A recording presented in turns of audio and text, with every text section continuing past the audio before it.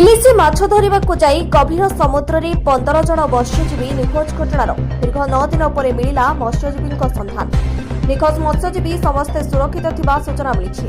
गत जुलाई 2 तारिख गभीर समुद्र रे निखोज थिबा 15 जन मत्स्यजीवी को चिंतार पड़िथिबा परिवार वर्गों शेष में आसुछि बड़ आश्वस्तिकर खबर। इलिश माछ धरिबा पई समुद्र को जाइथिबा ट्रलरटी पश्चिमबंगर काकद्वीप निकटरे प्राय 2 किलोमीटर दूर रे थिबा एक चढ़े लगी अटकी जाइथिला। फଳରେ ट्रलर सहित जोगाजोग संपूर्ण भाव में विच्छिन्न होइथिला। याकु नै परिवार सदस्य मानक मध्यरे भय और अनिश्चितता सृष्टि होइथिला।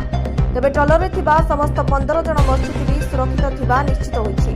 पश्चिमबंग शंकरपुर फिशरमैन सोसाइटीर संपादक स्वदेश नायक एही सूचना दैछन्ति।